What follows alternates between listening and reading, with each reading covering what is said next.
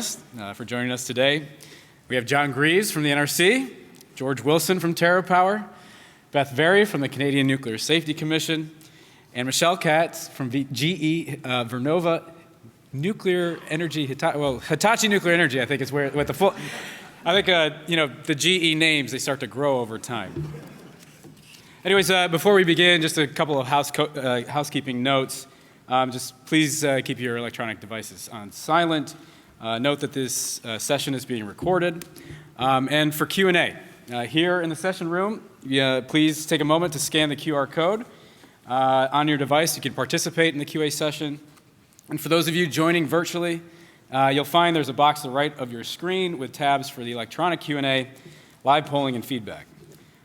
So all of the questions that you put into the queue, well, we can't tell where they're coming from, so they'll all be have equal attention. So with that out of the way, we can start on what I know you'll find to be a very informative session on safely accelerating nuclear power plant construction. And this subject is one that I'm pretty passionate about. I had the opportunity to experience the demands and challenges of nuclear construction from the licensee side during my time at the VC Summer AP1000 project. Many issues arose, but for the simple fact that it had been many years since the last new nuclear construction project in this country, which meant that many lessons had to be relearned. One example, from my perspective as an operator, that stood out was the lack of a plant reference simulator to administer operating exams. This led to delays in the issuance of cold licenses because of delays in certifying the on-site simulator for operator licensing. I also observed how the management of license amendments that accumulate during construction affects schedules and costs, requiring both the licensee and the NRC to commit additional resources. These examples highlight that although some issues may be truly first of a kind and may not need the same level of effort to solve, some will inevitably arise in new projects. And that is why we're here today, to discuss how both the NRC and applicants can improve our approach to construction oversight and licensing. In the past, our regulatory process focused on the elimination of regulatory risk early in the licensing process. This resulted in a deployment model where very little construction could commence prior to the issuance of a major regulatory decision, such as a construction permit or combined operating license. Although this approach may work well with established technologies, it can certainly slow innovation and inhibit an iterative design approach that has shown success in many other industries. I also feel that we can learn a lot from our regulatory counterparts, in particular our partners at the Canadian Nuclear Safety Commission, for means to be pragmatic and attendant to project milestones through hold points. Achieving the safe deployment of new nuclear power generation requires us to take a proactive approach, one that incorporates experience and anticipates potential challenges far ahead of time. We must prepare clear, efficient, and predictable pathways that protect safety without unnecessary delay. That is why it is crucial that we as the regulator focus our oversight on the right things at the right level, while permitting applicants to deploy their projects.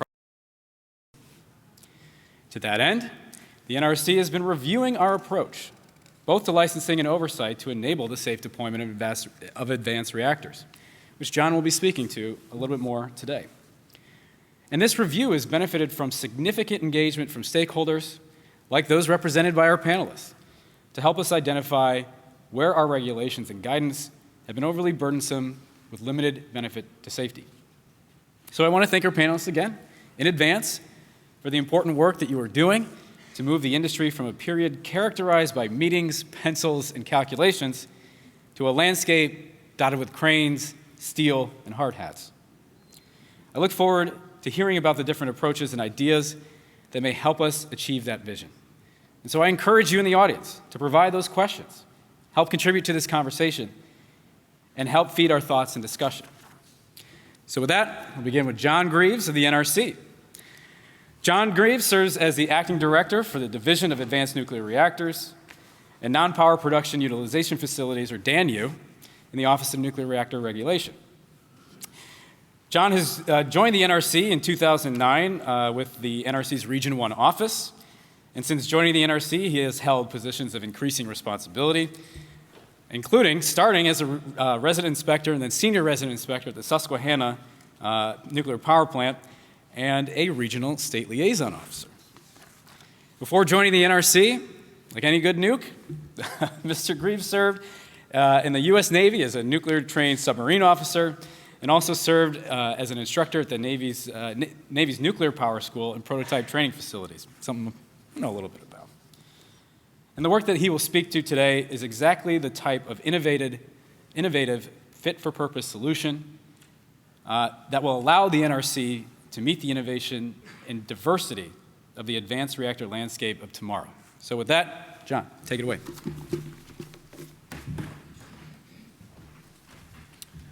Thank you, Commissioner Marzano, and I really am excited to be on this panel today to talk about what we're doing to help move the industry into this next era of deployment.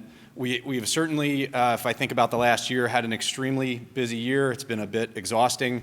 I really liked in your plenary this morning, you talked about Back to the Future. I really wish I could hop in the DeLorean, fast forward 2 years from now and see what job I have post-reorg. No, I'm just kidding. To in reality see what, if any of the changes that I'm going to talk to you about today have been successful and really moved the needle the way we expect them to. Next slide, please. So Section 101 of the Atomic Energy Act prohibits, among other things, the manufacture, production, and use of a commercial nuclear reactor except under a license issued by the NRC. And Section 185 of the Act directs the NRC to issue construction permits to construct or modify those facilities if the application is determined to be acceptable. But the Atomic Energy Act doesn't define construction. Instead, we include that definition in 10 CFR 50.10. The Commission last updated that definition in 2007 and defined construction as those activities that have a reasonable nexus to radiological safety, ultimately landing on a specific set of SSCs that aligned well with the scope of those in the maintenance rule. That might have made a lot of sense with the existing fleet of large light water reactors, but in the context of the reactors that are being proposed to be deployed today, it ultimately results in delays in performance of activities prior to permit approval with very limited nexus to safety. The NRC has several tools available to be able to allow those activities to proceed, including limited work authorizations and exemptions, and we've exercised those processes recently. For example, last year we issued an exemption to the Kemmerer Power Station to allow them to construct or to install the non-nuclear energy island after TerraPower was able to demonstrate appropriate separation between the non-nuclear and nuclear SSCs such that we knew that we understood that the energy island had negligible impact on radiological safety. However, in granting that exemption, we recognized that we could do more to clarify how the definition of construction could be applied in the context of advanced reactors. SECI 250074 laid out a strategy for allowing current and potential applicants to build or install SSCs that do not have a reasonable nexus to safety on optimized timeframes, such that the NRC and licensee resources can instead be focused on those SSCs of the most safety significance. In it, we built off existing guidance in Regulatory Guide 1.206 and described how activities associated with non-safety-related SSCs could be assessed in a risk-informed manner to determine whether it constituted construction and therefore required a license or pre-construction and therefore could be done without. The determination is highly dependent on the technical details of the specific design, and so it's really the call of the applicant or licensee to make. But we also recognize that that came with a certain amount of perceived risk. And so we highlighted that an applicant could communicate its intent to comply with the regulations, and the staff could provide feedback as part of pre-application engagement. Of course, that paper was only a first and immediate step that we, as part of our overall strategy to support deployment of advanced reactors. Staff's considering further changes to our rules and guidance as part of our regulatory reforms directed by Executive Order 14300, and we're excited to share what those changes look like in the coming weeks and months. Next slide, please. Regarding inspection scoping, hold on, got ahead of myself. Once a construction permit or combined license are issued and construction commences, NRC's construction inspectors are tasked with implementation of the Oversight program so that they can gather sufficient information to support the NRC's eventual decision that the facility has been constructed and will be operated safely. While the Construction Reactor Oversight Process, or CROP, was successful at supporting the NRC's decision for the Vogtle plants, we recognized that significant modifications were necessary to support the construction of advanced reactors, including non-light water and microreactor designs. And we set out to develop the Advanced Reactor Construction Oversight Program, or RCOP. The vision for that program was communicated to the Commission in 2023 in SECI 230048. Since then, our team looked at three key areas of our oversight framework to optimize our approach: performance monitoring, the RCOP significance determination process, and how we assess overall performance. We identified options for each of these areas and conducted extensive internal and external outreach to make sure that our program fully met the vision that we communicated. An update to that progress was shared late last year in SECI 250103. Next slide, please. Regarding inspection scoping, we considered a range of options to ensure our inspection footprint would be risk-informed and performance-based, while fully leveraging past experience, both internal to the NRC as well as through benchmarking of a variety of both domestic and international programs. As importantly, we recognized that efficiency would be key, and that we needed to develop a program that would be scalable across all technologies and deployment models. The staff developed the RCOP baseline inspection program to be scalable so that it would result in a planned inspection footprint commensurate with the expected risk posed by advanced reactor facilities, and based on lessons learned from implementing the CROP, allowed for more efficient execution by providing necessary flexibility. The RCOP baseline inspection program is the minimum inspection effort necessary to verify that program objectives are met, and thereby ensuring that the facility has been constructed and will operate safely. RCOP will provide a range of inspection opportunities from which the staff can select, informed by risk insights and availability during scheduled inspection periods. This approach is expected to result in a much more efficient use of staff resources, as you can see on the screen, while ensuring that a representative sample of construction activities continues to be inspected. This methodology draws on the experience from the operating reactor oversight process, where guidance is provided for sample selection and inspectors are provided with the flexibility to select specific items to review. Development of the RCOP has ultimately resulted in a program that fully meets the guiding principles of being risk-informed, performance-based, technology-inclusive, and scalable. And therefore, we made the determination that it would be appropriate for future construction oversight of large light water reactors as well. Next slide, please. Inevitably, deficiencies will occur in a large construction project, and inspectors will need to assess what each means to the overall safety of the facility. In operating oversight, inspectors assess what risk exists as a result of performance issues by looking backward. How long has the deficiency existed, and what is the resultant risk that is associated with that deficiency? However, in construction, there's no radiological risk to public health and safety during that period. And so instead, inspectors must look forward to determine its finding significance based on potential impact to future operations. This unique complexity has allowed us to look to new risk-informed tools to more efficiently and effectively and consistently evaluate a finding's significance. For example, if a deficiency is self-identified and sufficiently corrected by a licensee, then there cannot be a significant impact to operations, and therefore we can efficiently screen that to minor safety significance. Similarly, if an issue is identified by inspectors but would likely have been caught through implementation of a future planned quality assurance program activity like a system test, then the likelihood that that deficiency would go on to impact safe operation of the facility is limited, and we can also efficiently screen those activities to very low safety significance. If neither of those tools are fit for the circumstances that we're faced with, and a finding needs to continue to be assessed for safety significance, the RCOP provides a qualitative significance determination that can be used for all designs, and the finding safety significance will be based off of how it is impacting the program objectives. It is expected that this process will result in significantly more efficient use of inspection resources based on past experience. Next slide, please. The RCOP assessment program allows the NRC to integrate various sources of information relevant to advanced reactor construction quality and guide our decision-making in response to licensee performance. There are primarily three different ways in which this information is assessed and decisions are made. One, as inspections are completed, results are continuously assessed to determine whether we've collected sufficient information to conclude that there is reasonable assurance in a particular inspection area that the facility will be constructed and operated safely.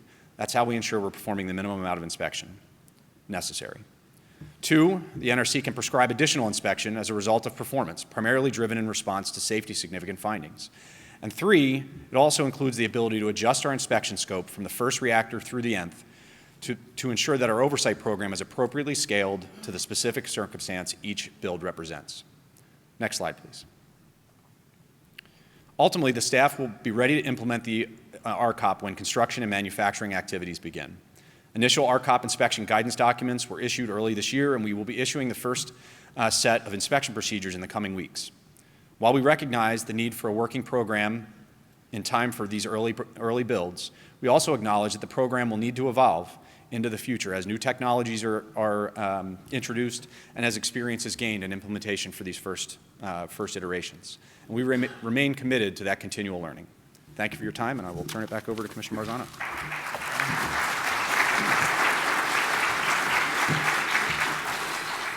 Thank you, John, and thank you for kind of displaying how the NRC is starting to look at our regulations, how they've been working in the past, but may not be working for the future. And so we really appreciate the work that you guys are doing. So next, we have George Wilson from TerraPower. George Wilson is the Senior Vice President of Regulatory Affairs and a powerhouse when it comes to new nuclear construction. He has served more than 4 decades of government and private sector experience in the field of nuclear energy. Prior to joining TerraPower, he served as a senior executive in the U.S. Nuclear Regulatory Commission, where he oversaw licensing, oversight, and enforcement at nuclear facilities. Before the NRC, George served various capacities for TVA at the Watts Bar nuclear plant. And of course, like many of our other nuclear colleagues, started his career as a member of the United States Navy, where he provided training, operations, and maintenance of the propulsion plant. And this discussion of advanced reactor construction is coming exactly 1 week after the NRC issued its construction permit for TerraPower's Kemmerer Power Station Unit 1. And he'll also share some of how they've approached this project to allow meaningful progress even ahead of the significant milestone. So, George, the floor is yours, sir. Thank you.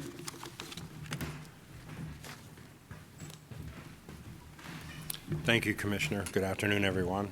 It's a pleasure to be here in front of you. Next slide, please. The Natrium reactor, which is where we got the Kemmerer Unit 1 construction permit, has a unique design. One of the unique designs with the reactor itself is I can actually get regulatory separation between the nuclear island and the energy island. The operating fleet of the light water reactors that's presently out there, they're actually linked. If something happens on the turbine, it's immediately felt in the reactor. But our plant's a little bit different. There's buffer systems that are set aside. I have a sodium fast reactor. I go from sodium to sodium, a sodium loop to a sodium loop. Then I go from a sodium loop to a molten salt storage loop. And then I take, the steam off the molten salt storage. So when we looked at what the design given and the buffer, we started looking at the regulatory impacts that we could potentially deregulate on the energy island. We focused on 4. 10 CFR 5010, limited work authorization. 10 CFR 5065, maintenance rule. The maintenance rule and the limited work authorization are actually linked. The first 4 lines in 5010 come exactly from the maintenance rule. So we had to evaluate those 2 together. 10 CFR Part 50 for Appendix B to show that I didn't need any safety quality on the energy island. And then 10 CFR Part 55, that actually focuses on, this is the first plant in a long time that the NRC actually licensed. The licensed operators, I do not need a licensed operator to operate the turbine. The turbine can actually be remotely operated by the grid operator. So this is also a big change between the light water and this advanced reactor. So when we focused on those 4, sent a topical report in, and the NRC approved it. So what this enables us to do is actually customize on our own the energy island. I'll keep the nuclear island the same, and based on the grid conditions, I can change the amount of storage or the turbine size. It also allows me to operate the turbine just like a combustion turbine, with ramp up and ramp down rates faster than any other reactor that's out there. And so it's just perfect. It works really in harmony with the renewables like wind and solar because of the energy storage. Normally 345 megawatts, but we can actually ramp up to 500 megawatts for around 5.5 hours to actually cover the grid needs. Next slide, please. This is a picture that shows the energy island, nuclear island separation. We actually have isolation valves in the nuclear island that's the separation point. But this allows us to change security boundaries. So when I'm looking at doing deployment of the reactor, of the natrium reactor somewhere, I can actually do all the energy island stuff up front. That decoupling strategy that the NRC approved, along with an exemption that I'll talk about a little later, allows me to build the entire energy island without a construction permit, with no NRC oversight, because there's no safety significant equipment on the energy island, no maintenance rule. So I can build the energy island just like to build a gas turbine.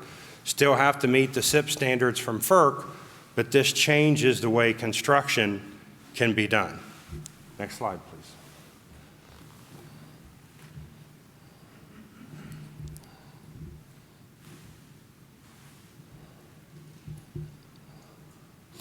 So the next thing after we got the Top Report safety evaluation, when you start looking at construction, you actually need to look at what the definition of construction is.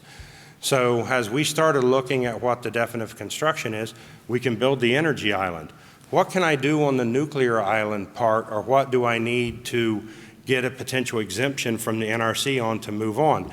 And you know, one of the things that we focused on was excavation. You know, our plant's underground, so excavation's a big deal. We have to dig 100 feet hole in the ground, and because our plant's underground. So we started looking at what do I need to do excavation? Because this is when human safety comes in. Well, I'm going to need a rock bolt. As I go down in and I build my hole for personnel safety, I'm going to have to put rock bolt and steel plates around so I don't get something to collapse on someone. Well, you look at the definition of construction, and a rock bolt's something permanent. You're not going to be able to pull it out once you stick it in. You'll be able to cut it off, take the plates off. So we understood that that was going to cause an exemption because that was something that was permanent. At the same time the NRC was working on Clinch River, we had also decided that we were going to go after a rock bolt for an exemption. We ended up not having to go that far because we got our construction permit at a time, but that was something that we were looking at. It gives an example. You need to look at what the definition of construction is, what you want to go do, and then see it, and then work with the NRC to explain how you can do it. So that was an example. Another example was the maintenance rule. I said the first three things in 5010 come from the maintenance rule. And we were actually kind of stuck in a do loop. To do the maintenance rule evaluation, you have to use the Newmark guidance, 9301. The Newmark guidance forced me to do a transient analysis on the turbine causing a reactor trip. That transient analysis automatically throws the nuclear island into the maintenance rule. And so we understood that we needed to get an exemption from it. We did focus, there is no safety significant portion at all. Everything is non-safety in the energy island. And then we did go back and look at radiological nexus, but we did get an exemption on the maintenance rule. And that is those two things aside allows us to construct the energy island fully before we get a construction permit. And that's applicable to every new natrium reactor going forward. And that's what I say, when I can customize it without coming back to the NRC, that's a big deal. It doesn't impact my license because I'm not changing the nuclear island. Next slide, please. So these were the two exemptions that we looked at. Like I said, looked at the definition of construction, see what we had to do. One of them would have been the limited work authorization exemption based on the maintenance rule language, which the NRC did approve. The next was the nuclear island excavation exemption with the rock bolts, which I explained earlier why that we need that. So that was the flow path as we looked how we can do construction and deployment of this reactor. Next slide, please. The next thing that we wanted to make sure is that we take in lessons learned. The NRC had issued loss of contractor or subcontractor violations since the 1970s in the enforcement program, and I wanted to make sure that I'm hoping we're the first ones to go through this without finding one. So we have a very robust quality assurance assessment and a regulatory oversight group. It's, our responsibility to make sure that we're receiving all high quality stuff and we're doing everything to design of the plant. So we use a multi-layered approach to quality oversight. The permit holder is the United States Sodium Fast Reactor. We called it short for USO. Don't ask me how we got that acronym because I haven't figured it out yet, but it's a USO, and they'll perform the quality assurance oversight on TerraPower. TerraPower is a vendor. Then TerraPower will do a vendor quality program on all their subcontractors, Bechtel and all the other subcontractors. So now I already have a two-layer approach. And then the third layer approach is I'm going to have a dedicated regulatory construction oversight program that I actually learned from when I was a resident inspector at the NRC that will be on site 24/7, actually walking the plant down like the residents do, and then we'll prepare for big team inspections by doing pre-team inspections. Also, has an advanced reactor, the supply chain was not there. We're having to develop the supply chain. So another part of this group is we're actually going to go out and do major vendor inspections above and beyond just to get them on the qualified vendors list to make sure fabrication and everything's done correctly. A lot of the companies did not realize, a lot of them are from outside the U.S., that the NRC could actually come and inspect them. So we had to remind them that this is how the process works. So as you get new supply chain people in, there's training that has to happen, and we'll be making sure that we provide that training. So this is how we're getting ready for construction, how we looked at it, and how we're getting ready for deployment. Next slide, please. Thank you.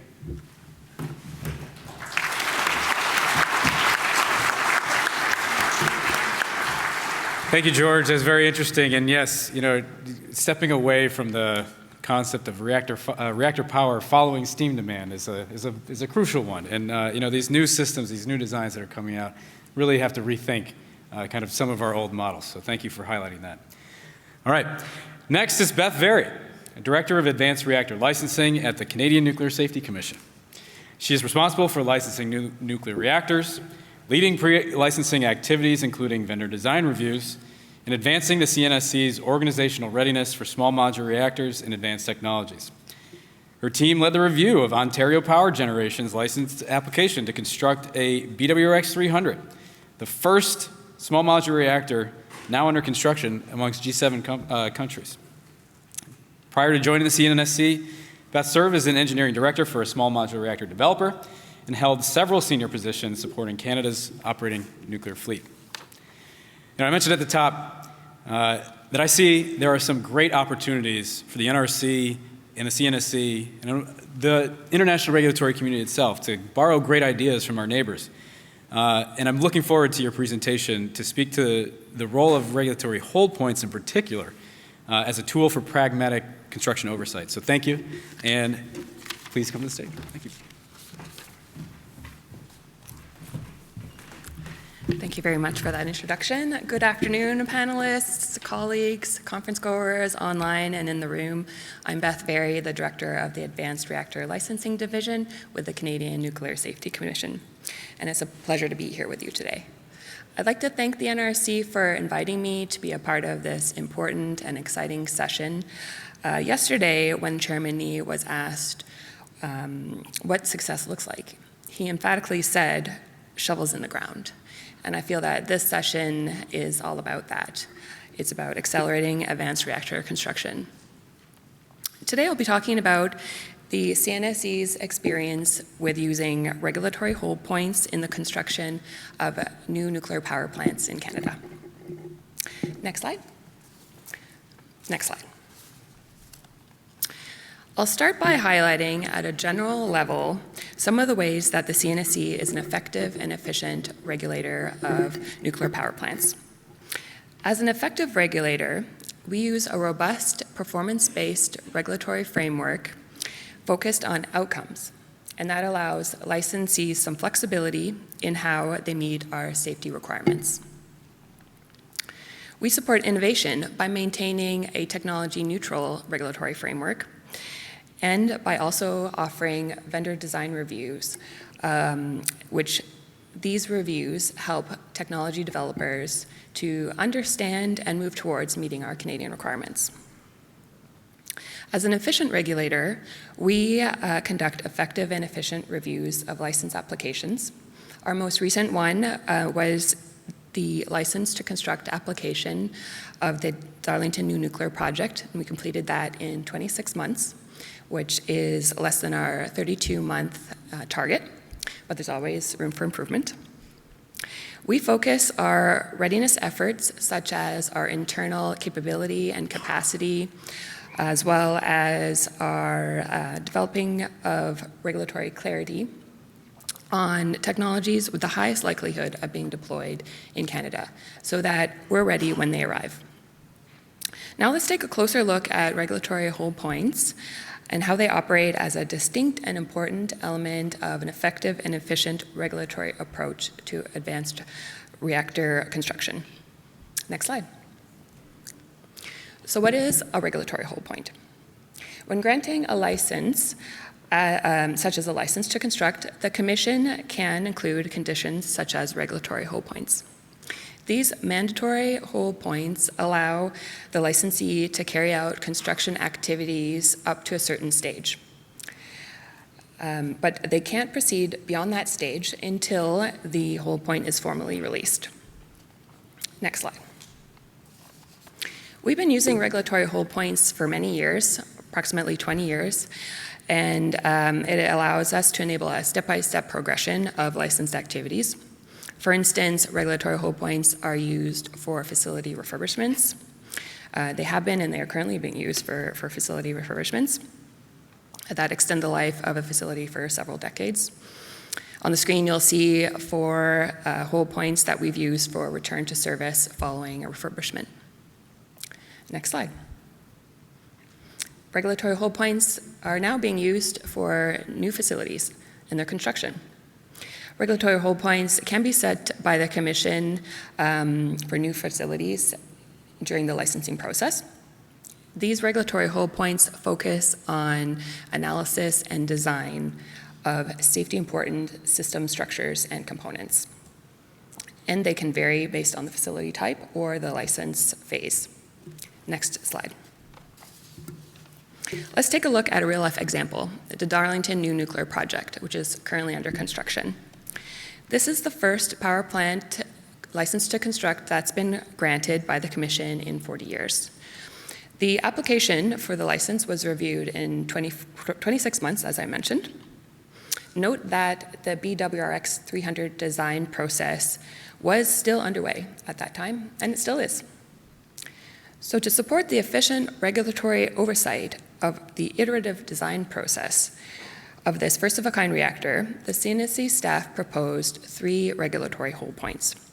They are installation of the reactor building foundation, installation of the reactor pressure vessel, and fuel out commissioning. The first hold point, installation of reactor building foundation, is actually targeted to be released towards the end of this month. CNSC staff review each submission against the established licensing basis of the DNP to ensure that OPG continues to meet the commitments it made to the Commission in its license application. Should any submission be determined to fall outside that licensing basis, the staff would direct that to the Commission for a decision. Site inspections by our site inspectors support verification activities, and that helps inform staff recommendations to remove hold points as well. Next slide. Using regulatory hold points when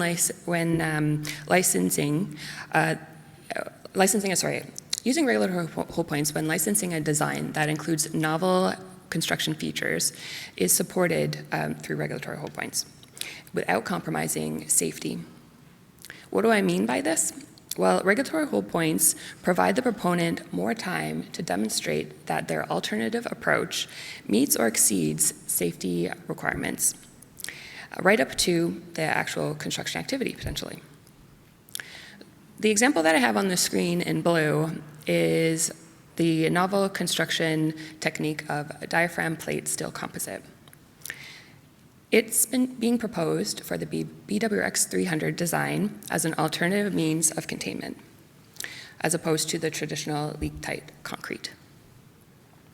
OBG was able to manufacture the different diaphragm plate steel composite segments, assemble them, work through issues, all while the demonstration that the containment design meets requirements was in process. The installation of these components and the beginning of the containment building construction will not be able to start until the regulatory hold point is released, of course.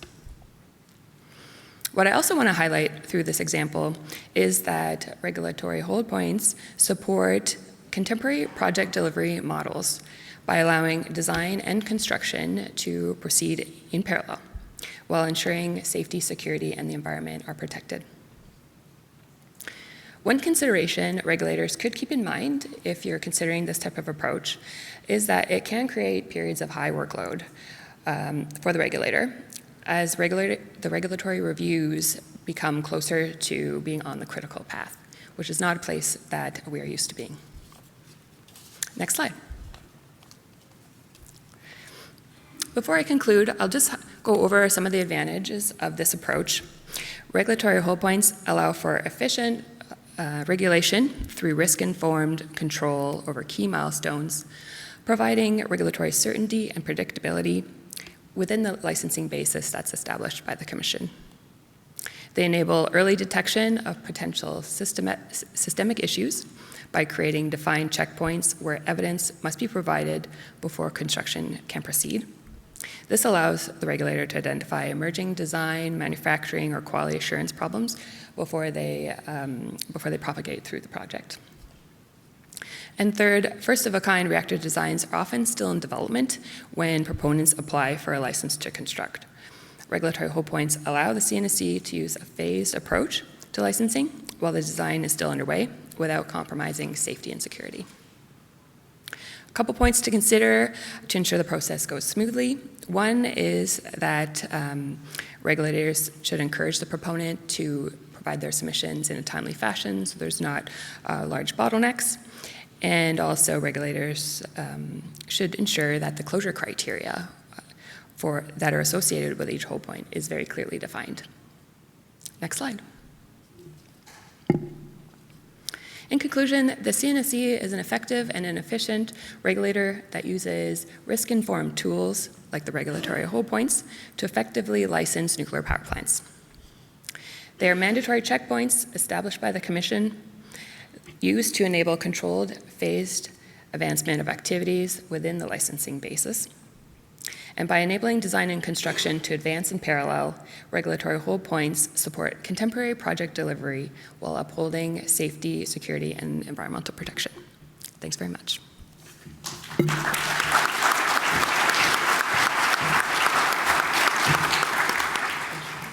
Well, I really appreciate that presentation, Beth, and again the power of hold points here. You know, I see something that we can really learn from, especially kind of going back to my experience with the AP 1000 project and just the number of design changes that result as a first-of-a-kind kind of project. And you know, I think some of these tools might be very valuable as we move into new first-of-a-kind construction. So thank you very much.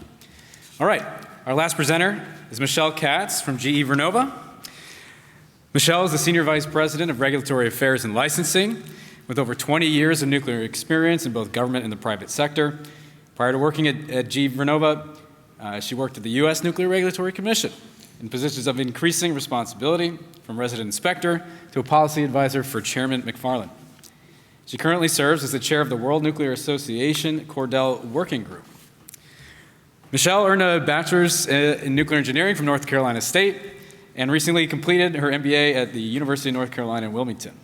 She lives in Wilmington with her 2 children and her French bulldog. So building on Beth's presentation, we were a little bit strategic in how we lined up our panel here. I'm pleased that we can hear about the progress with the BWX 300 from the licensee's perspective, about that construction progress, and the takeaways that Michelle can share based on that experience with the Canadian regulator, and eventually something that, something that's in-house right now, something that we are also in process with. So take it away, Michelle. Thank you.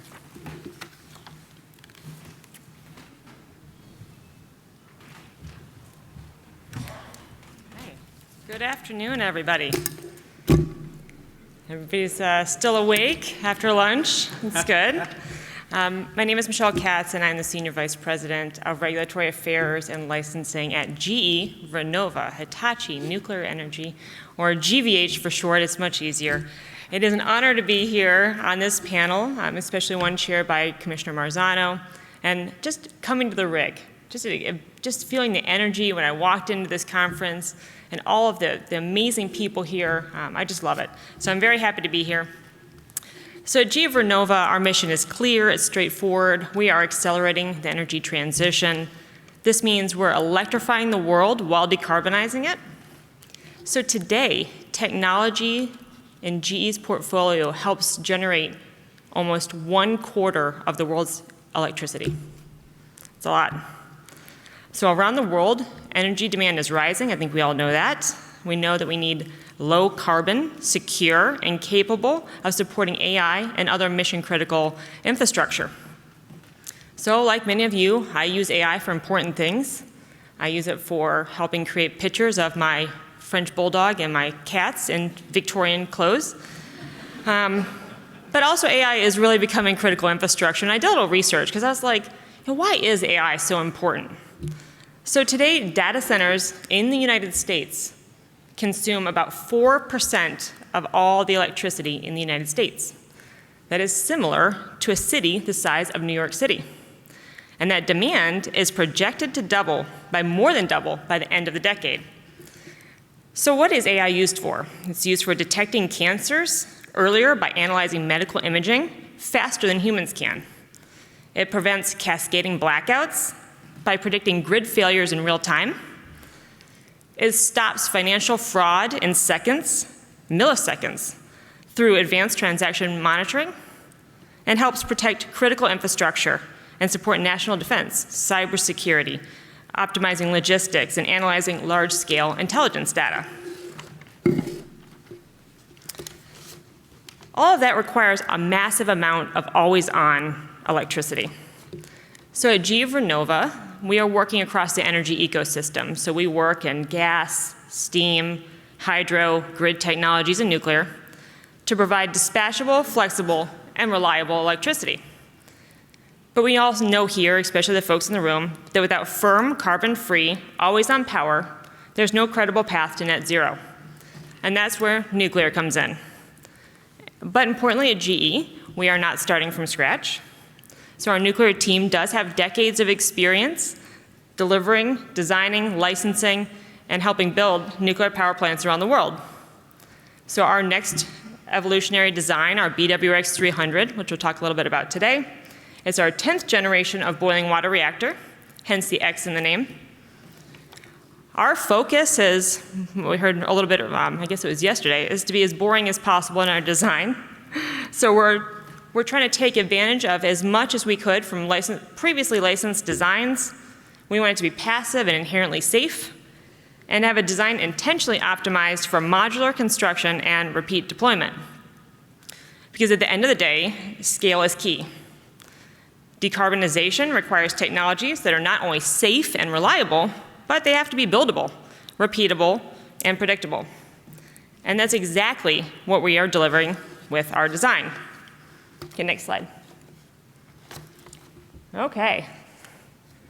So this is just kind of give you a visual, and I'll go through what all the parts and pieces are in a moment. But this conversation, we've been talking in the past, Ricks, about the theoretical of designing, but now we've actually moved to delivering. We are moving from concept to concrete. We have the first small modular reactor under construction in the Western world. Let me repeat that. This is the first small modular reactor under construction in the Western world. As a nuclear engineer, I am so excited. I can't think of a more exciting time to be in nuclear. Until next year when I probably say the same thing.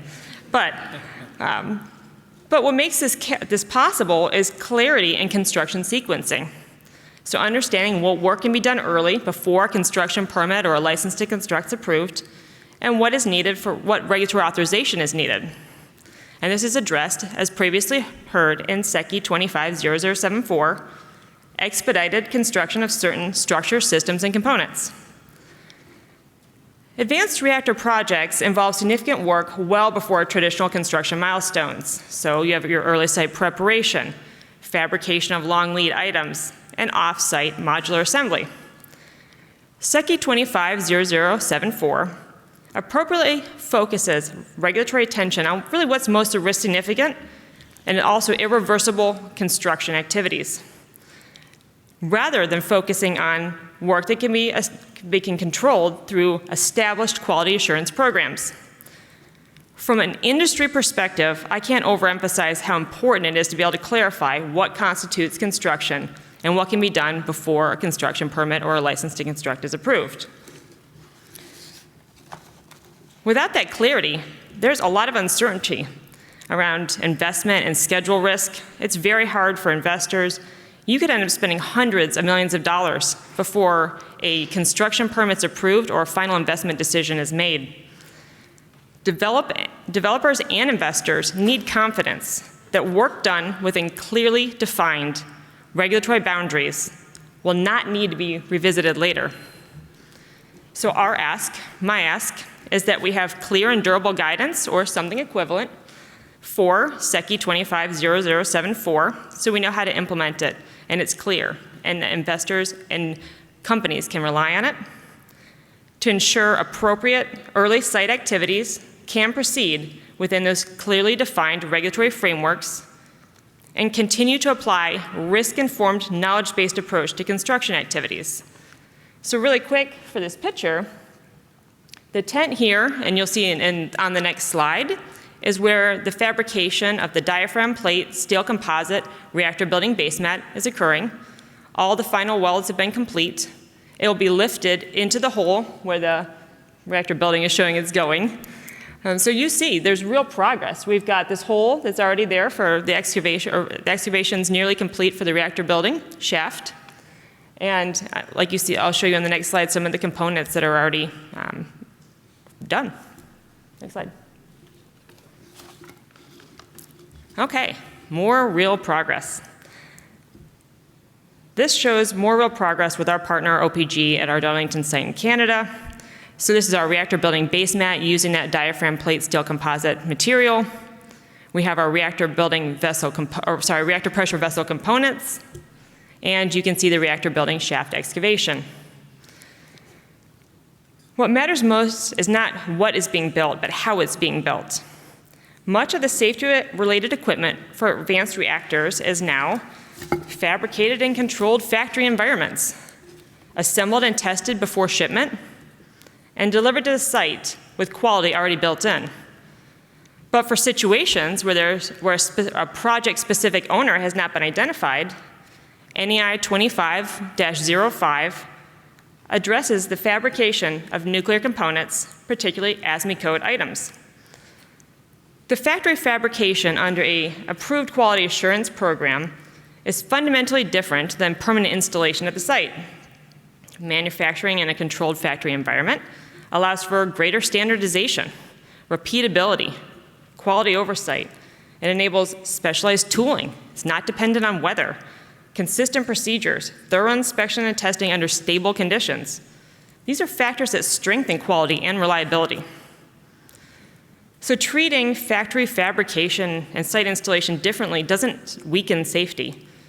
In fact, it allows the regulatory oversight at the site to focus on what's important at the site: installation, configuration control, plant construction, and where systems are integrated and safety functions ultimately come together. This distinction becomes increasingly important as multiple advanced reactors and their projects and supply chains move forward in parallel. So one key takeaway: factory fabrication and modular assembly are central to advanced reactor construction, and oversight should remain risk-informed and activity-specific. Next slide. Okay, so modular. When we say modular, we mean entire equipment rooms assembled off-site, integrated equipment skids, piping modules, and systems that arrive pre-installed and pre-tested. We also mean new structural techniques, like you heard earlier, diaphragm plate steel composite structures, modular reactor buildings, and transportable control and service building modules. So all of this is designed to improve quality, reduce on-site labor risk, shorten construction schedules, and increase repeatability. But modular construction only delivers these benefits if the regulatory framework recognizes how these plants are being built. And that's why the development of the Advanced Reactor Construction Oversight Program, which you heard about earlier, alongside broader efforts like SECI 25-0074, are important. From my perspective, our COP will be most effective when it clearly defines oversight expectations across the construction phases, uses a graded risk-informed inspection insights, and provides enough stability to support repeat builds. Predictability is essential. I recently read the book, How Big Things Get Done. And there, the author looked at over 16,000 projects across different industries around the world. He found that the percentage of projects that are on time and on budget, you all have a number in your head, what you're thinking. Percentage of projects on time and on budget. 8.5%. And this was across industries and around the world. But the projects that are on time and on budget and deliver the promised benefits, 0.5%. But the projects that beat those odds followed a very similar pattern. Standardized designs, repeat builds, experienced teams, and modular construction. This is how you move from unique, bespoke nuclear power plants to fleet deployment. And this is where learning curves work. Next slide. Oh, that's it. So to close, I want to emphasize a couple things. Efforts like we're seeing with the NRC and with NEI, they're great. SECI 25-0074, NEI 2505, or a similar approach, they're just important for ensuring we have predictability. It represents real progress towards a construction framework. It ensures that the NRC maintains a strong safety mission while enabling smarter construction sequencing, better use of factory fabrication, and more efficient oversight. From GE's perspective, we are committed to transparent engagement, high-quality execution, and working with the NRC and other regulators, the CNSC and others, to help deploy advanced reactors safely, predictably, and at scale. We are not asking for less regulation. We are asking for clearer, risk-informed, and more predictable regulation that reflects modern construction techniques. Because if we get construction right, we unlock the full potential of advanced nuclear to support energy security, economic growth, and climate goals. Thank you, and I look forward to the discussion.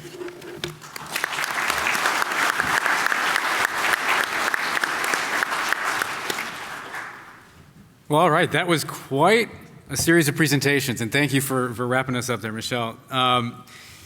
Yeah, so I'm really excited to start to kind of dive in a little bit deeper with each one of these topics. I'm going to hold this now.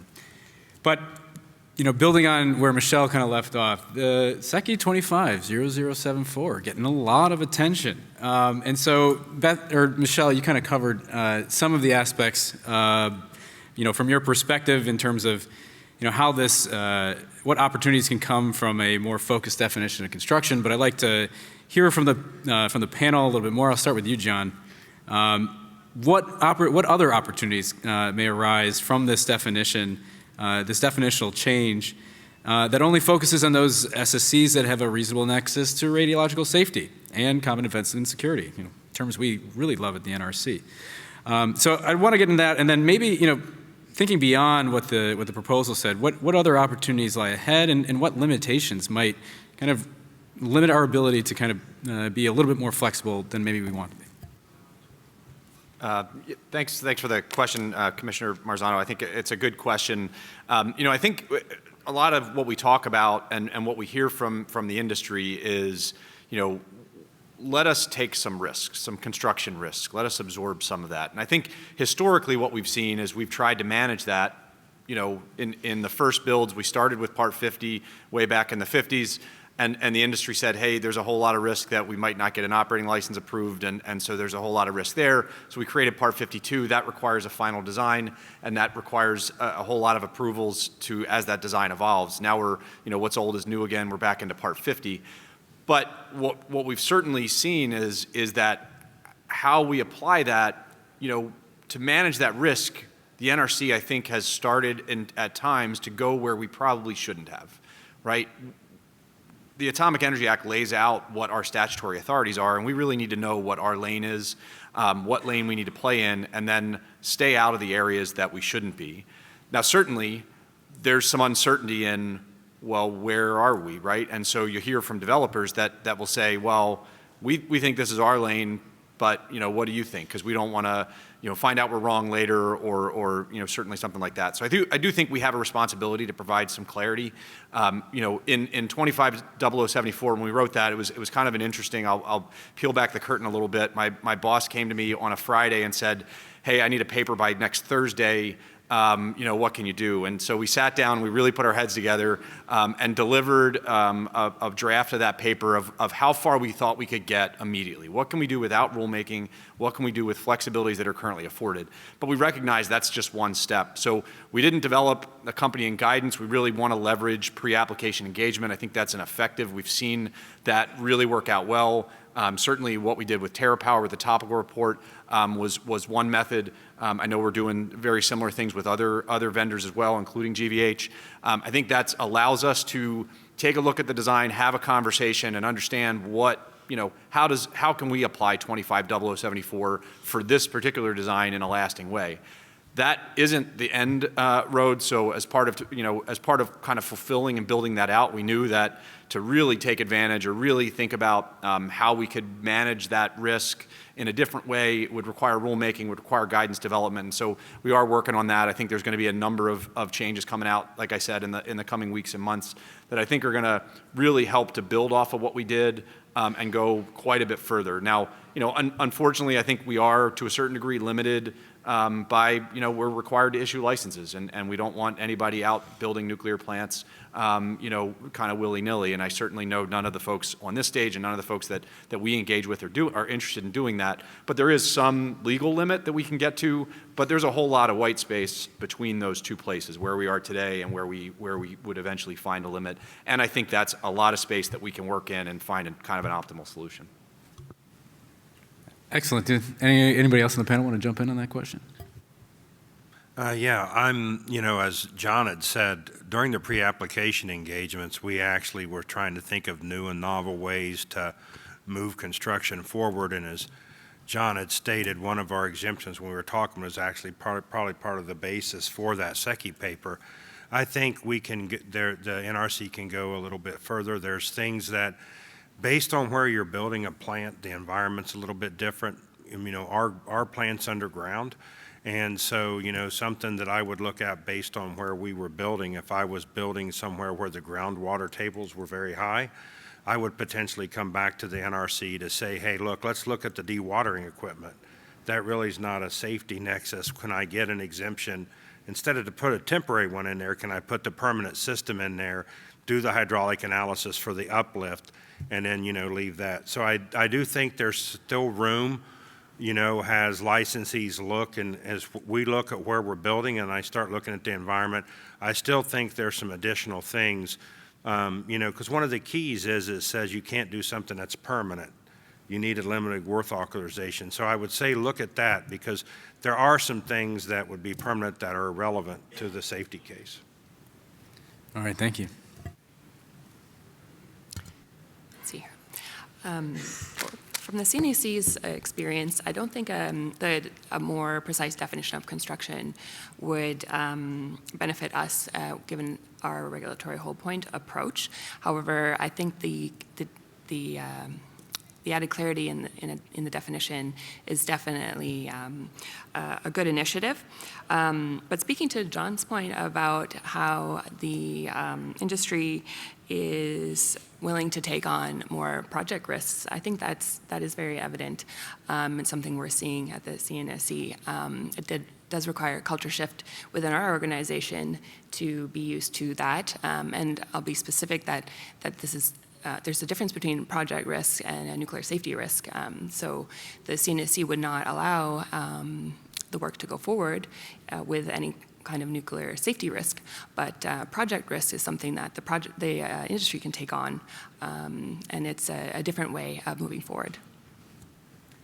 Yeah, it certainly is, and that is an interesting thing. It raises another interesting question here.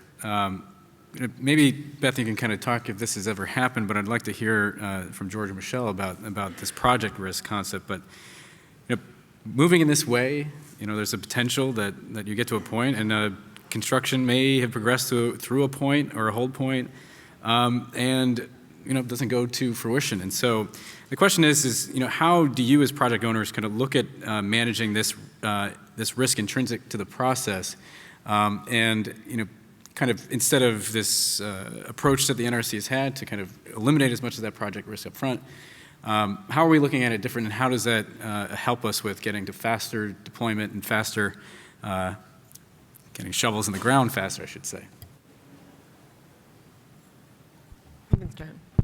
I can start that. Can you hear me? Do I need to move this closer? Okay. So I think what's important to understand is that the industry can work within almost any framework as long as we understand the framework and we can rely on it. So if we can clearly define what's construction and what's not construction, then then we put that onus on our projects to make that decision. And so the decision is not just the project, it's the people financing the project. Like for instance, if I excavate a hole and I put in secant pilings, and then later those secant pilings are determined to be construction, and then they have to be removed, it's not going to it's not going to be great for the project. So it's really important that we can rely on what was in the SECI paper, and we have some sort of clearer guidance. Because project risk is big, and if we want more than one unit of any of these, we need to make sure that they are as close to on time and on budget as possible. Yeah, I would. I think one of the keys here is pre-engagements with the NRC.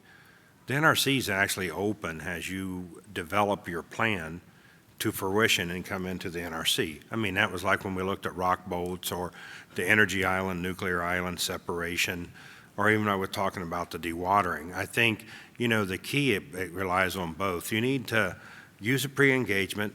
NRC needs to actually give real feedback back on, hey, look, that looks good or that's not good.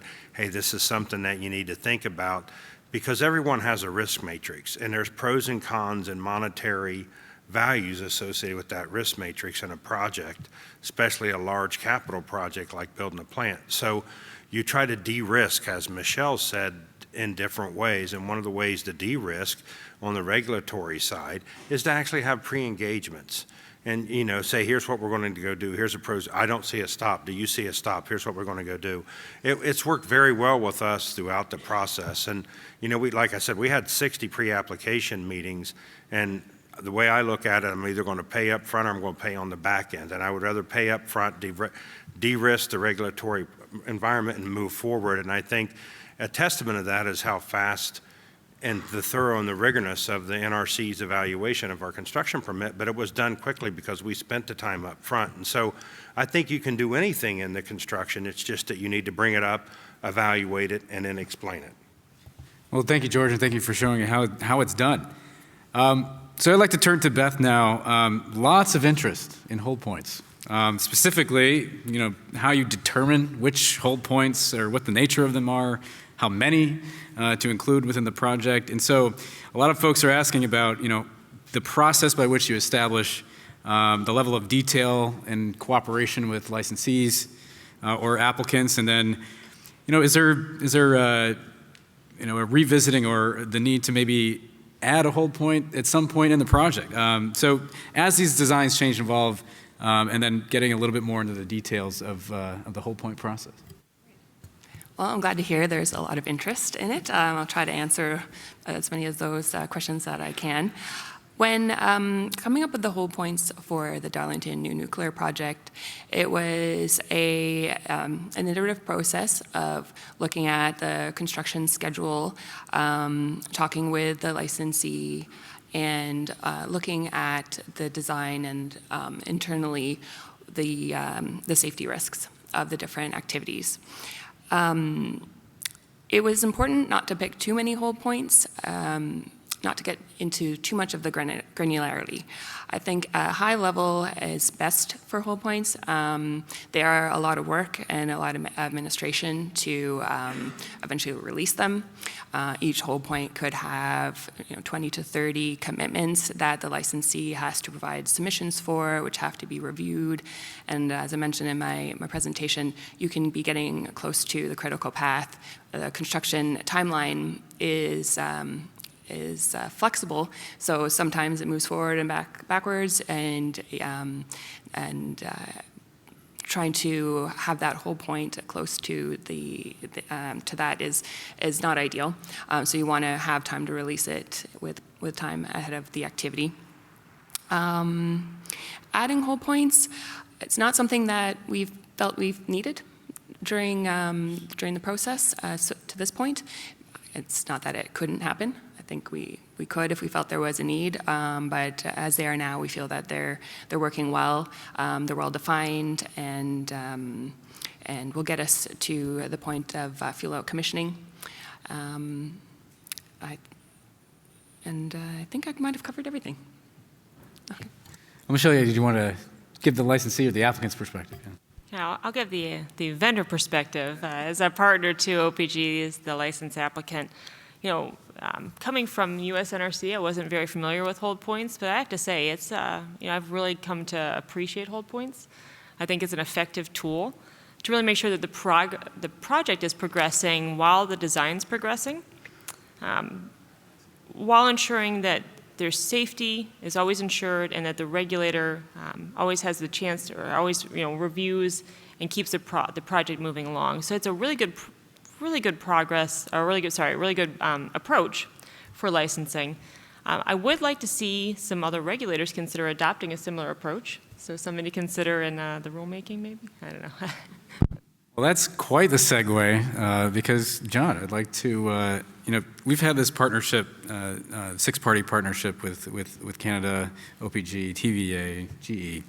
And so, in looking at hold points, from an NRC perspective, what are your thoughts, initial? I'm not going to hold you in anything. I'm not expecting any papers to come up on this yet, but I would like to kind of get your understanding and perspective on how, where can we go as a regulator with our current process to consider maybe, incorporating hold points or some equivalent kind of structure for our purposes in the regulation? Yeah, it's a good question, and I actually think, believe it or not, we already do have a hold point, right? So if somebody gets a COL, before they can load fuel, we have to make a 103G finding. In reality, that's a sort of a hold point, right? They have to submit a whole lot of documentation, right, to us and a whole bunch of letters, and then we have to go through and make sure that all of those ITAC are met, right? So in reality, that can be a hold point. Now, can we look at ways to, and I think, our experience with that, particularly for the Vogtle projects, like we talked about, there were a tremendous number of changes throughout the construction process. So there were a whole lot of license amendments, a whole lot of amendments to, exemptions for requirements for ITAC and things like that. So that made it much more complicated. We could probably look at potentially, de-risking some of that. Maybe we can break that up. Similarly, even for a CP and OL, there's a hold point before fuel load can move on. We have to make a finding under 5057 to say, yep, we agree that the facility is substantially complete and it can move on to operations. Can we break that up? And what I would want to specifically look at is what would that allow us to do in licensing space to shrink if I'm still doing the same amount of licensing review and I've just inserted myself into the process multiple times, I'm not sure where the benefit is. But if I can take that license of review for a construction permit or a COL, and I can potentially break that review up into smaller chunks, then I think there could be some value, and that's certainly something we could look at. I think we've taken a little bit of an approach, for, if I stick on that 103G finding and the COL approach, where we have looked at how can we limit the impacts of that through changes to how the COL or the design cert or whatever approach is being used. Do I have the right things that are in ITAC, in that regard? But certainly I think there's an area that we could probably, leverage the learnings from our counterparts, up in at the CNSC and figure out, is there a way within our different frameworks where, the hold point-like things can be done. I think we are, exploring that under different frameworks where it may even be more valuable. And I think about things like micro-reactors, where you might be building in a factory and want to be able to, we've heard from vendors that they want to be able to deploy within weeks, a week or 2 weeks if they're designing for, emergency response capabilities. A hurricane comes through and they want to be able to, deploy a micro-reactor to repower a city that's completely lost its infrastructure. Well, if we're in those timelines, we really have to explore in licensing space how we might be able to allow that deployment to happen, because we've front-loaded things in the licensing review. We've gotten things out of the way so that the deployment, when we're actually ready to issue the license or when the order comes in and they're ready to deploy, we've really shrunk that down. So we are looking at a number of things. Like I said, I'm really looking forward to some of those rules that we've been working on getting out so we can have a more fulsome discussion. But I think there's certainly some additional ways that we can continue to bring that in. Excellent. And yeah, we've been talking a lot about kind of the definition of construction and how those changes, those subtle changes, can provide a lot of value. But I want to first hear from George and Michelle from your end of this. But outside of just kind of the definition of construction itself, what other kind of problems throughout the construction process and then the eventual ramp to operations do we need to kind of collectively solve to support deployment of advanced reactors, both here and internationally too? I think NRC is trying to be a leader here, but we also recognize that we're in this with everybody else that has ambitious plans for reactor deployment. So we'll start with you, George and Michelle. What else can we be looking at? What else can we do? Well, especially with international deployment, we were the first ones to use the new process, the licensing modernization process, which was a new risk-informed performance-based approach, or the backbone for Part 53 rulemaking. And with that, for international deployment, that's where I'm specifically going to talk about, there needs to be a lot of cooperation. Not only did we get our CP this week, but previous week we got notified by DESNZ that we were admitted into the GDA process in the UK. And so, and as we look at deployment in some of the other parts of the world, the cooperation with the regulators is going to become key. And, you got to have the staff to do that. But it's, specifically has the reviews, the completed reviews are done and the safety evaluations. The key members of the NRC that were part of those safety evaluations need to be made available to the international regulators so that they can learn why the decisions were made. There's things that we've did also. We wrote a lot of topical reports because the topical reports put more of the analysis basis from the NRC's perspective into that for the foreign regulators. But just specifically looking at international deployment, you need to make sure that lots of cooperation, and there's got to be teachings. That I'm going to throw, that's a key. Has we taught the NRC about our designs. That helps them make the safety evaluation. Now the NRC needs to help teach the international regulators how they come to the conclusions, why they made those conclusions, to help the international deployment. And that's where I see key. Thank you. Michelle, do you have anything to add? Yeah, on a similar topic, we are collaborating, the NRC and CNSC are collaborating on topics related to the BetaRx 300. So for instance, our diaphragm plate steel composite material. So they collaborated on the review of that licensing topical report. They did put out a joint report as well on that. So we're seeing really good collaboration between the regulators, between NRC and CNSC. ONR has done some of the reviews with the NRC and CNSC. But George is right, because what I said earlier about needing a plant that's really standardized, repeatable, scalable. If you're going to go from country to country without having to make major design changes, it is very important that the regulators are collaborating, that they're discussing these topics and working through how you apply these different methodologies in each country. And that's another great segue, because I think there's a lot of interest in the trilateral cooperation that we had, and again, I'd like to kind of hear from Beth and John, the regulators' perspective in the status of our cooperative agreements, and in particular, as Michelle just pointed out, we have these opportunities for cooperation, but in terms of collaborating in that trust framework, is it possible to work together, and how can we maybe expand our cooperation a little bit to get to a place where a design that's approved someplace else, we can really adopt a significant portion of the work that has been done there. So this actually probably has some carryover to how we're being involved with the DOE reactor pilot projects themselves as well. And so what are some of these principles that we can take away to maybe push towards more of this opportunity to harmonize across borders in terms of our regulatory approaches? Okay, good question. It's something that we've been thinking about, how to leverage other regulators' reviews. And we have a project called SMR Readiness Project with a number of objectives to help us be prepared. And one of the objectives is exactly this. How do we leverage other regulators' reviews and utilize that when that technology comes to Canada? So it's something we're working on, and it's still in progress. I'd like to say, though, for BWRX 300, we do a lot of joint reviews already. Leveraging one another's reviews, it's complex. Our requirements are not the same, and it requires work to reconcile that. But nonetheless, we've had a lot of benefits working with NRC on specific topics like a break exclusion zone or other topics like diaphragm, plate steel composite, and so on. So we try to leverage our NRC friends as much as possible, and it's been a great benefit so far. Yeah, I would echo what Beth said. I think we have had tremendous work together with CNSC and ONR.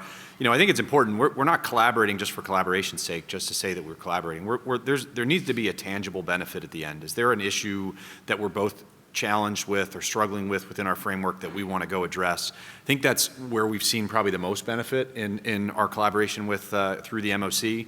But if I switch, and so we have those discrete issues, we definitely have been able to gain a lot of benefit out of having joint reviews of specific topics. I think that's a good area where we can continue in the future for other projects. But if I shift a little bit, and I know it's not necessarily the topic here, but you alluded to it, Commissioner, regarding leveraging for DOE and Department of War, there's a lot of similarities there. I mean, I like to think about it as there's a Venn diagram of doing a review, right? There's a certain review that the NRC needs to do to license a reactor. There's a certain review that CNSC, ONR, DOE, or DOW have to do. And the trick is, well, where's the overlap and how much of that overlap is? We've always, I think, tried to leverage technical information that's out there. I have some discretion if I'm leading a team on saying, how deep am I going to dive into any one particular area? And we're going to take a risk-informed approach in how we do that. Having an understanding of what the two frameworks are allows a developer to figure out a way to maximize that overlap region in the Venn diagram. And that's where we can really hone in and go, okay, well, we know that there's a commonality between the two frameworks for these things. So what, the nuclear engineer or the reliability and risk analyst at CNSC looked at, is probably good enough, right? We all get the same, educations, we got smart people working everywhere. So we can choose, maybe I don't need to dig as deep into that particular topic because we know there's overlap. So I think, the value is where are the commonalities? How can we help developers see what those are so that then they can spend their time looking in areas that aren't common, right? And then we can spend our effort in our reviews focusing on areas that aren't common necessarily too. Well, yeah, thank you. I mean, it is very important with being able to kind of harness some real tangible benefit, as you said, from this cooperation. I think we've poured a lot of time and resources, both ourselves and the CNSC and the other parties. And so there should be a result at the end, something that we can learn, something that we can take advantage of. It really helps the timelines here. So I want to turn now to RCOP.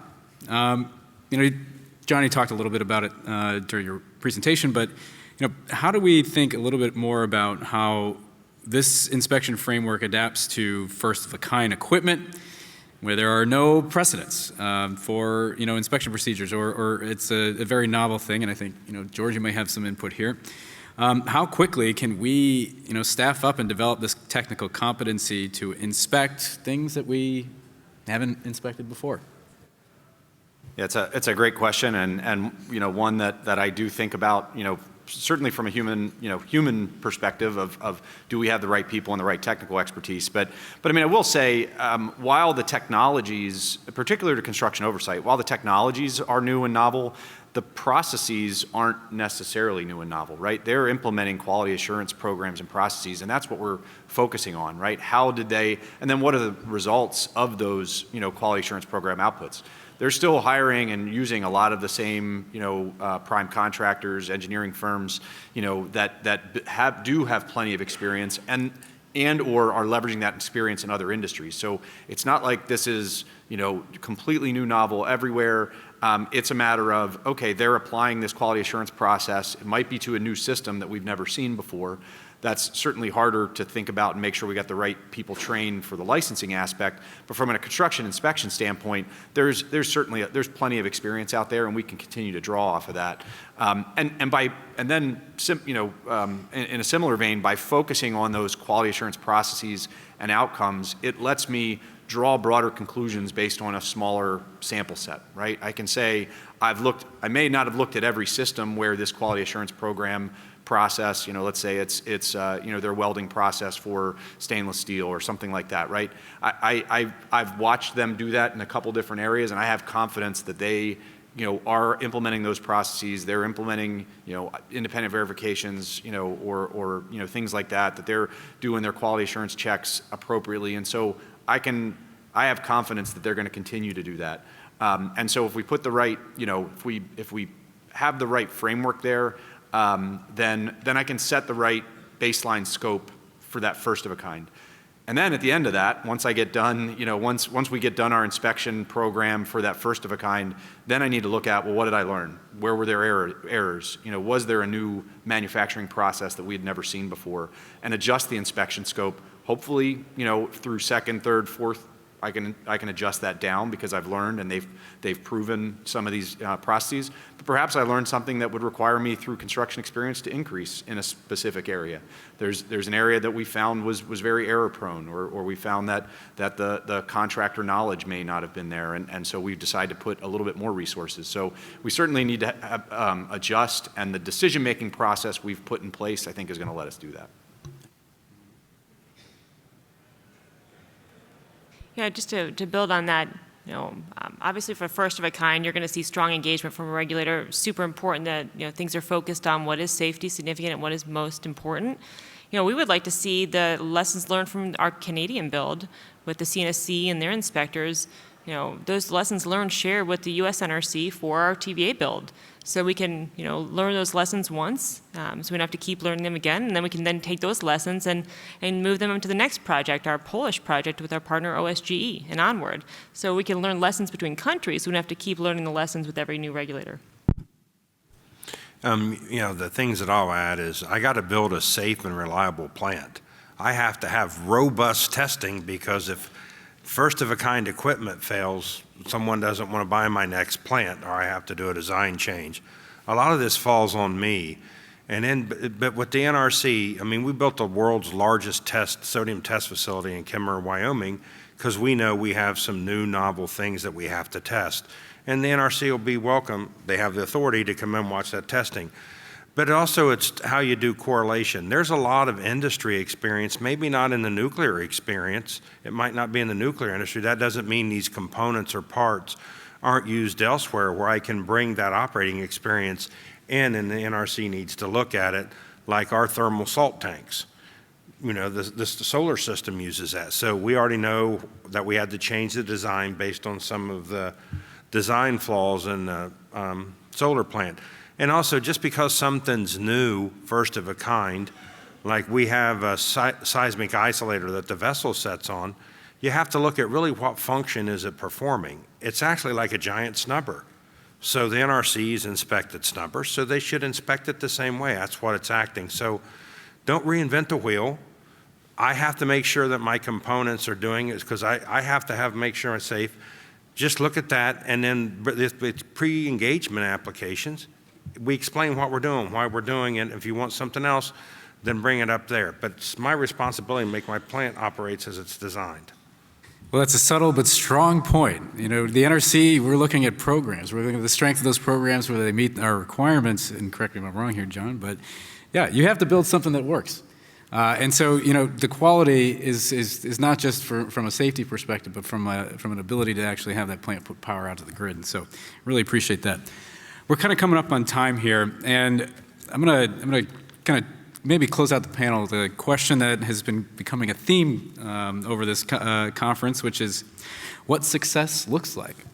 So I want to start first with Michelle and Beth, and then I will turn to you, George and John, to tell us over the next 12 to 24 months for deployment of advanced reactors in Canada and the BWRX 300 project, or the Darlington project in general.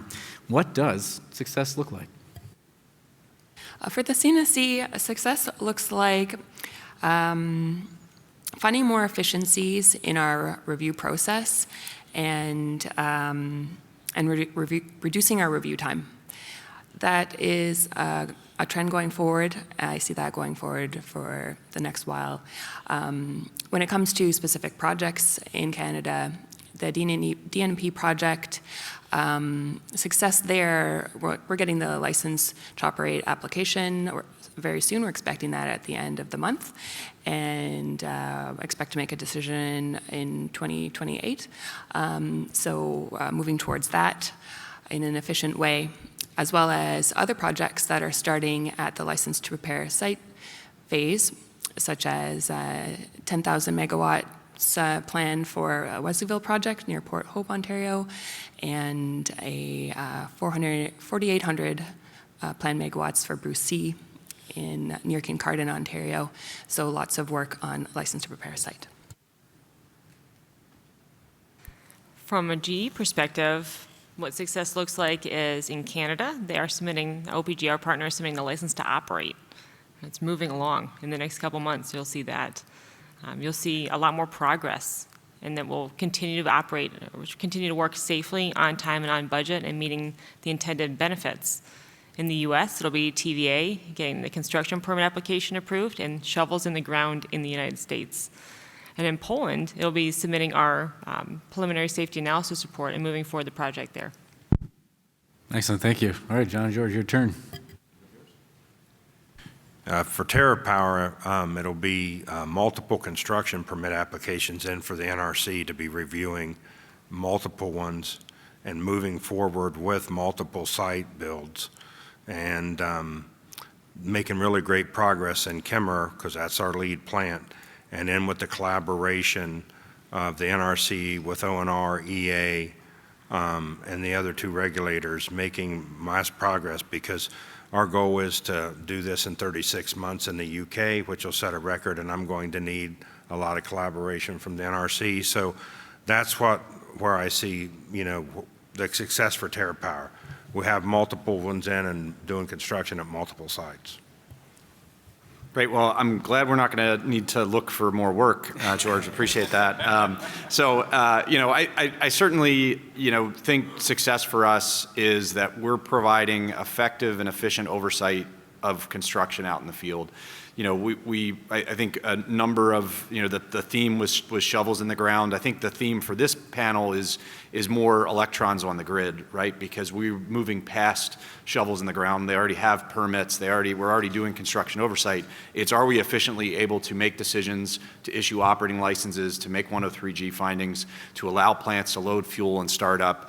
Are we doing it with the right amount of resources? We're not, you know, spending effort where it isn't needed. And so I think for us, you know, it's going to be, you know, having the right people looking at the right things, and we get to a point where we're putting electrons onto the grid. All right. Well, that nearly perfectly puts us right at time. Thank you for that.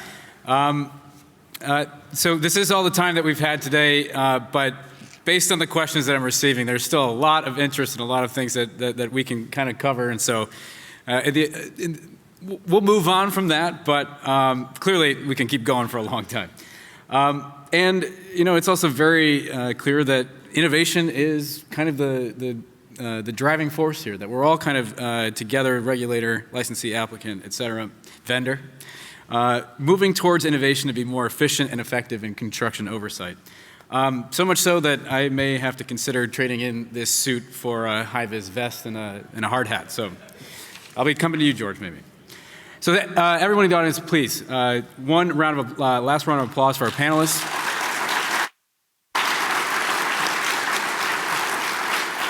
A big thank you to all of you for your time and input, and the audience as well. Thank you for your questions. They've kept this conversation very lively and informative. And please continue to enjoy your time at the RIC. And with that, I'll close out the session. Thank you, everyone.